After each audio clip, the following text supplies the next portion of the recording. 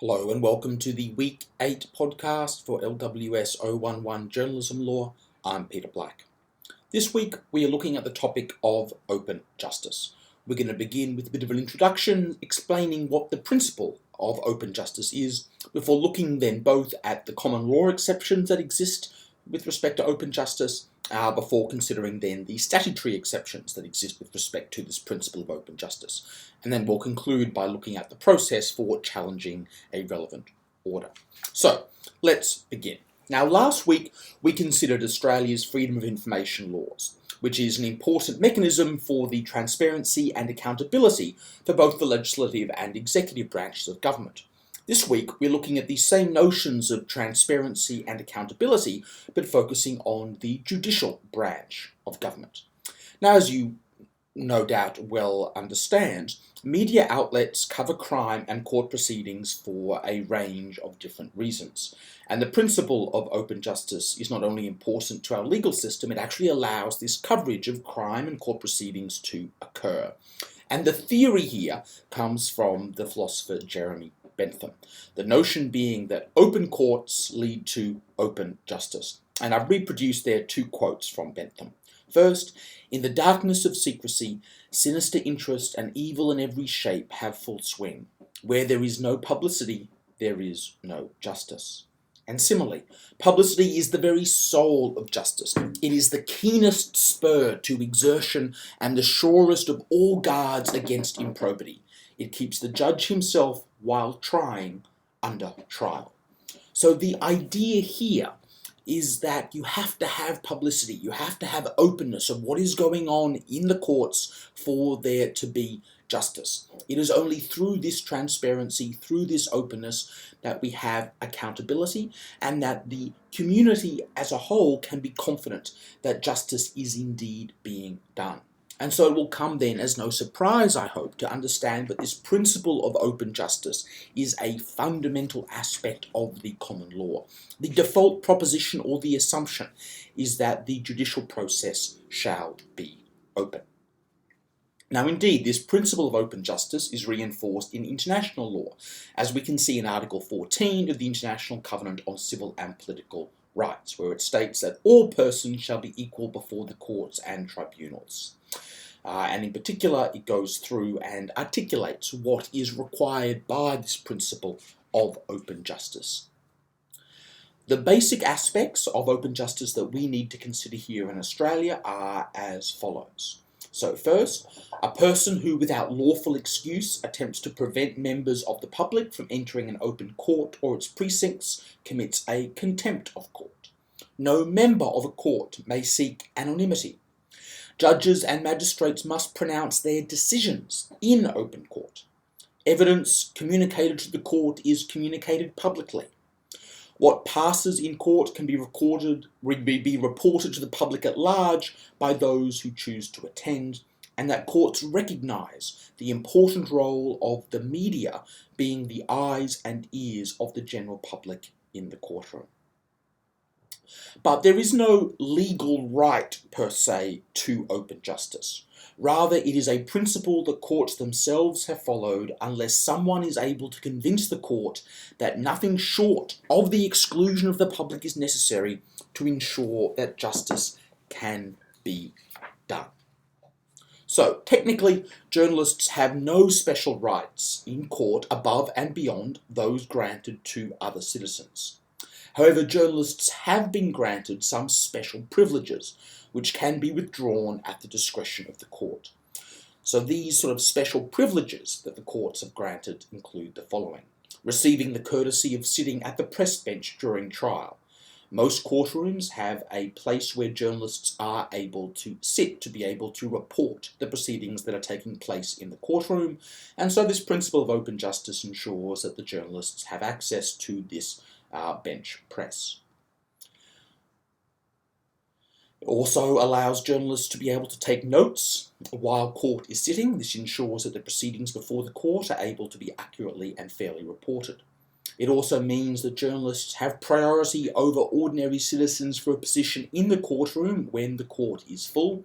and also ensures that the journalists and the media have access to some documents tabled in courts, as well as transcripts of court proceedings. So those are the basic privileges that have been granted to journalists to ensure that they are able to report fairly and accurately on the proceedings that are taking place within the courtroom. There are, however, a number of exceptions to this principle of open justice, and these exist both at common law as well as under legislation. So when we're talking about common law, there are three main exceptions to the principle of open justice.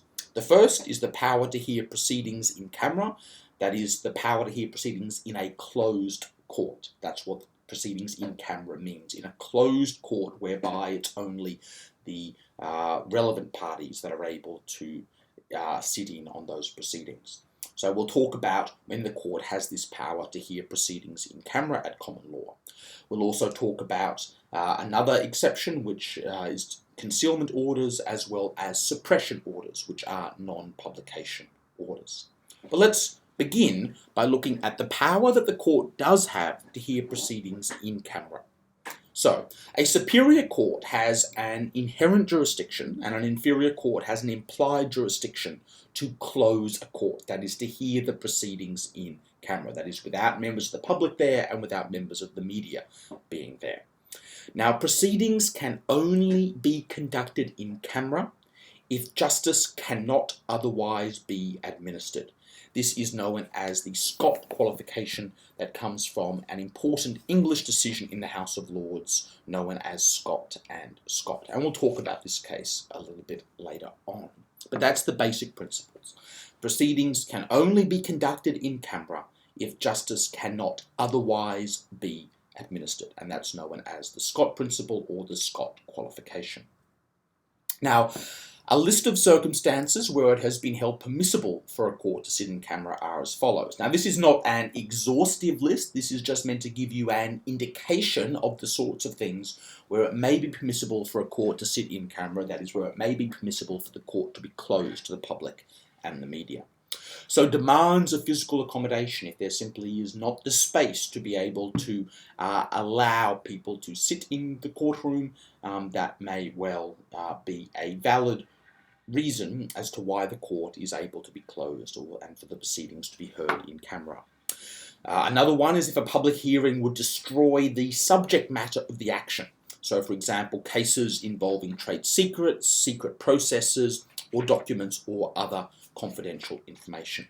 The idea being here is that if you have a case dealing with those sorts of matters, having the court open would undermine the very nature of that action, as the trade secrets, the secret processes, the documents, the confidential information would necessarily therefore get out in the public domain, and that would defeat the whole point of that particular lawsuit. And that comes from the case of the Chief Registrar of Friendly Societies ex parte New Cross Building Society. Now, in that particular case, the Chief Registrar of Building Societies made a decision which effectively prevented a building society from continuing to conduct its business, and the society applied for judicial review of that decision. The application and subsequent appeals were heard in camera because it was feared that if publicised, the loss of public confidence in the society would be so great that the society would be forced to close, whether or not the registrar's orders were ultimately quashed.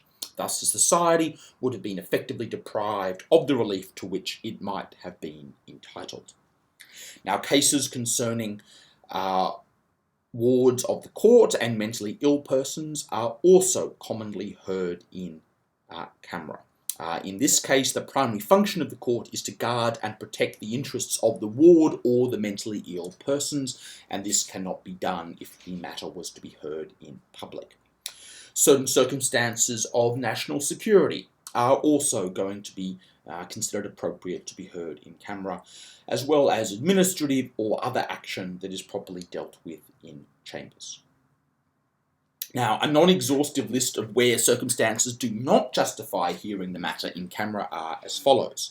So where there is unsavoury evidence, that's not a good enough reason to close the court. Considerations of public decency or morality, similarly not considered a significant or substantial enough reason to close the court. The fact that a victim, one of the parties or a witness, would suffer embarrassment, distress, ridicule, or invasion of privacy if the matter was heard in open court is also not a sufficient reason to justify closing the court. And that comes from the case of J and L&A Services Proprietary Limited. So mere embarrassment, distress, ridicule, or even the invasion of privacy if the matter is heard in open court is not a good enough reason to actually then close the court and to hear the proceedings in camera. A desire to prevent the reputation or business affairs of a professional person being damaged by publicity about the proceedings is also not a significant reason to justify the matter being heard in camera. And this comes from the case of Raybos Australia Proprietary Limited and Jones. In that case, the court considered the relevant factors and concluded that ultimately that was not a significant enough reason to justify closing of the court. And then finally, where the parties consent to the closure of the court. Now, while consent is going to be relevant, the simple fact that both parties want the court to be closed is not a good enough reason to justify the closure of the court. They have to consider those other reasons going back to that Scott principle, which means that you will only close the court if justice cannot otherwise be administered. And the simple fact that the parties consent to the closure does not satisfy that requirement. Now, even where a case is heard in camera, the judgment and the orders of the court must still be published, since a judgment can be structured to reveal as much of what occurred as possible without destroying the secret, and there is the option for the judgment and orders to be cast in terms that reveal as much of what occurred in court as possible without disclosing the information that warranted the closure of the court. They could perhaps use neutral descriptions and place the unpublished material in a document sealed with the appropriate endorsement and filed in the registry of the court. So even where a case is heard in camera, that is where a case is heard before a closed court, the judgment and the reasons and the orders still have to be made available. So that's the first common law exception to this principle of open justice.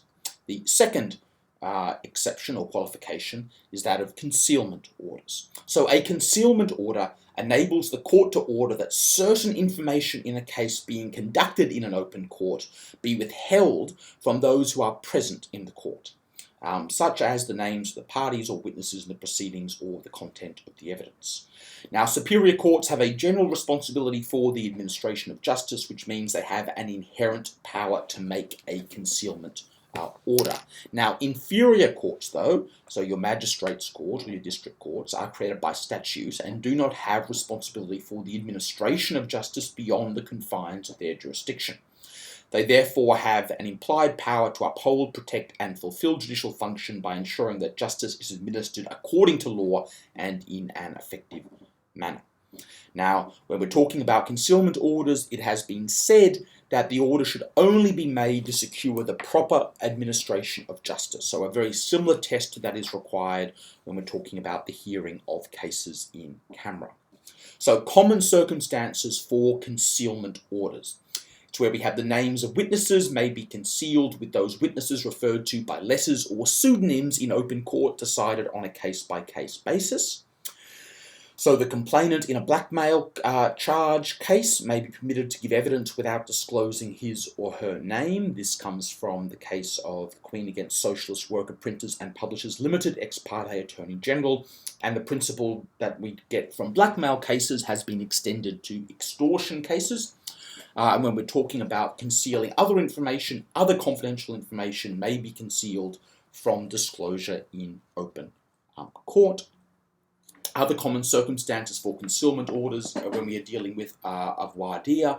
A voir dire is a hearing on the admissibility of evidence or the competency of a witness, or whether a witness should be declared hostile. Now, these are, while they are conducted in open court, they are done so in the absence of the jury. Another reason for a concealment order may be cases where the order is made to protect the identity of a police informant, and also, once again, cases involving matters relating to national safety and security. So concealment orders then are the second common law exception to this principle of open justice. The next common law exception is referred to as suppression orders. Now, suppression orders may be made in one of three circumstances. First, to give effect to an order that proceedings be heard in camera, as an in-camera order does not necessarily operate by implication to restrict the implication of what has taken place in the closed court. So this is a situation where you might have a closed court where proceedings are heard in camera. There may still be a suppression order to restrict the publication of what has taken place in that court amongst the parties that were in court for those in-camera proceedings. Second circumstance is in conjunction with an order that any information be concealed from those present in court. And then thirdly, where proceedings have been conducted in open court and no information has been concealed from those present in the court. Now, the weight of authority appears to favour the order of a suppression order only if the restriction is necessary to secure the proper administration of justice. So again, a very similar test to what we're talking about when we're looking at concealment orders or hearing the proceedings in camera. Turning then to the various statutory exemptions. The first is when we're talking about the federal court. Now, the federal court must generally proceed in open court, but may exclude public or specified persons where the court is satisfied that the presence of the public or those persons would be contrary to the interests of justice. The court may also forbid or restrict the publication of particular evidence or the name of a party or witness where the court considers it necessary to order in order to prevent prejudice to the administration of justice or to the security of the Commonwealth. And that comes from the Federal Court of Australia Act. Turning then to the Magistrates' Court here in Queensland. So in Queensland, the place in which a Justice of the Peace or Magistrate sits to hear and determine a complaint upon which a conviction or order may be made is expressly declared to be an open and public court, and the Justice or Magistrate can exclude persons from that place only in the interests of public morality. By contrast, the place in which a Justice of the Peace or Magistrate sits to take the examination and statements of persons charged with indictable offences for the purpose of committal for trial is not deemed to be an open court. In this case, the Justice or Magistrate is empowered to order that no person shall be in the place without the court's permission, although such an order can only be made if required by the ends of justice.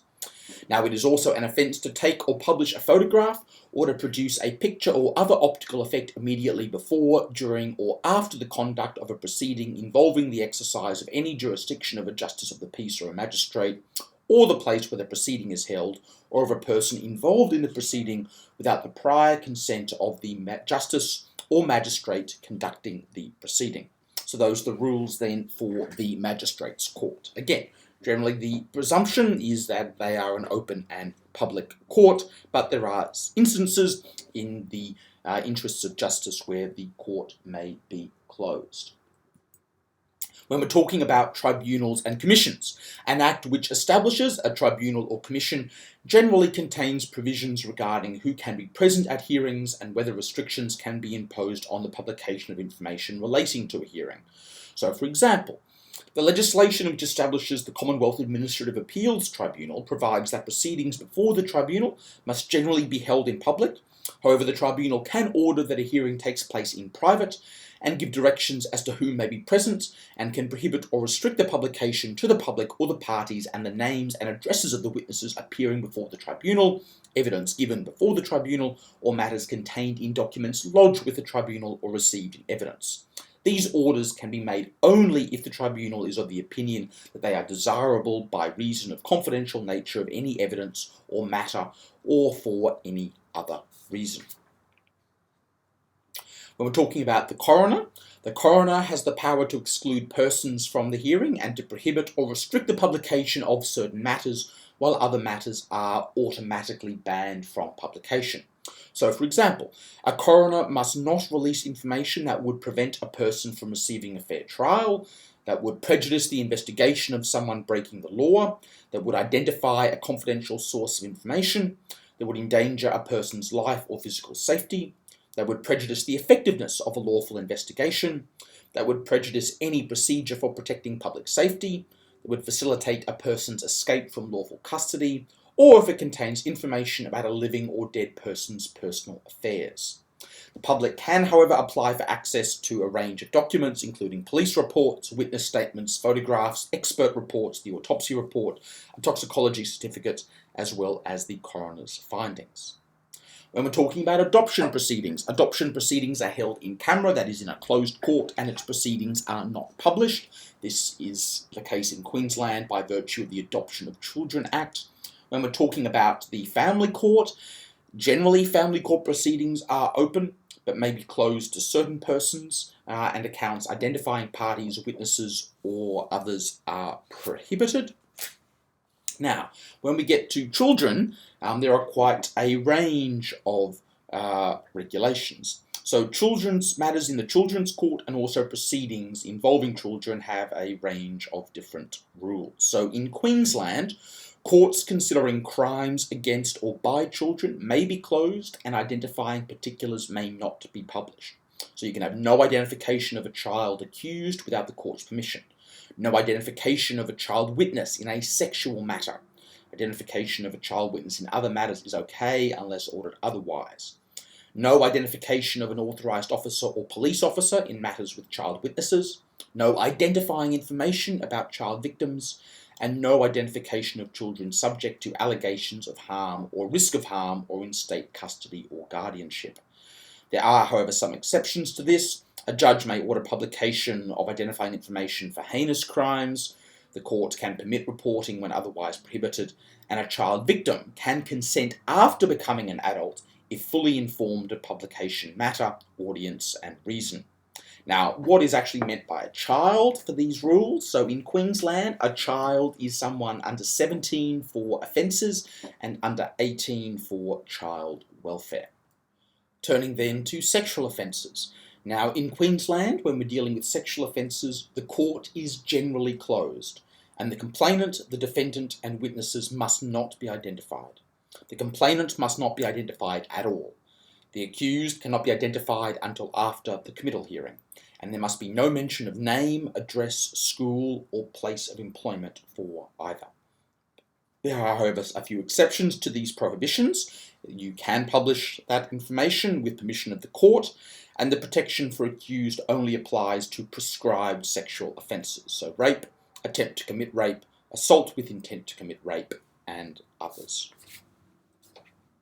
When we're talking about jury deliberations, in Queensland there are various prohibitions relating to juries and their deliberations.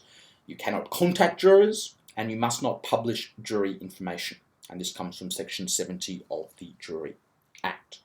Now, the last thing I wanted to talk about briefly today is challenging an order relating to open justice. So, where an order is applied for by a party, the media are not treated as a necessary party to the application and have no absolute right to be heard by the judge from whom the order is sought. Therefore, when an application is made to close the court, or for there be a suppression or a concealment order, it is not incumbent on the judge to stay the hearing of the application until notice has been served on the media, nor are the parties obliged to ensure the media are given the opportunity to be heard. Otherwise, it would be unjust to the parties and interfere with the fairness of the trial. So, although the media lack an absolute right to be heard, they do have a right to seek leave to be heard in relation to the making, variation, or lifting of such an order. The extent of this right depends upon the nature of the order which is sought to be challenged, and if the order directly binds the media have a right to be heard as a matter of natural justice. And an example of this comes from the case of Reed Bromfield, ex parte West Australian Newspapers Limited. That then brings us to an end of this podcast on open justice. Remember, the basic principle here is that there is a presumption of an open court. There are, however, some common law exceptions as well as statutory exceptions relating to that presumption. Next week, we will move on to look at contempt of court. Thank you.